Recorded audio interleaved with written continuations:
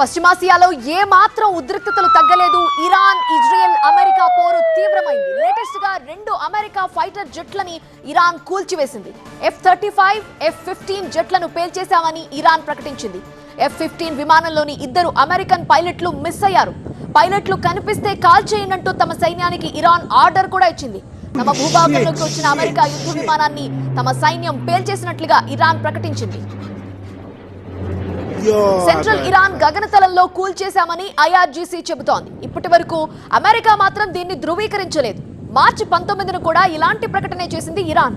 యుద్ధం ప్రారంభమైన తర్వాత ఇరాన్ ఇప్పటి వరకు 2 F-35 ఫైటర్ జెట్స్ ని కూల్చేసింది. మార్చి 22న తమ జెట్లు కూలలేదని అమెరికా చెప్పింది. లేటెస్ట్ గా ఇప్పుడు మరోసారి ఇరాన్ 2 జెట్లని కూల్చేశామని చెప్తోంది.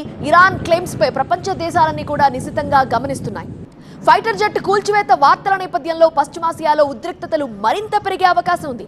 అమెరికా ఇరాన్ సంబంధాలపై గణనీయమైన ప్రభావం చూపిస్తాయి. ఇక అమెరికాలో ప్రస్తుత పరిస్థితులు ఆందోళనకరంగా మారాయి. హార్మోజ్ జలసంధిని తెరవాలని, సంధి చర్చలకు సహకరించాలని అమెరికా అధ్యక్షుడు డొనాల్డ్ ట్రంప్ ఇప్పటికే ఇరాన్కి అనేక సార్లు వార్నింగ్ ఇచ్చారు. ట్రంప్ మాటల్ని ఇరాన్ లెక్క చేయట్లేదు. అమెరికాలో లేటెస్ట్ గా ఆర్మీ చీఫ్ జనరల్ ని పదవి నుంచి తొలగించారు. దీంతో అగ్రరాజ్యంలో పరిస్థితి ఆందోళనకరంగా మారింది.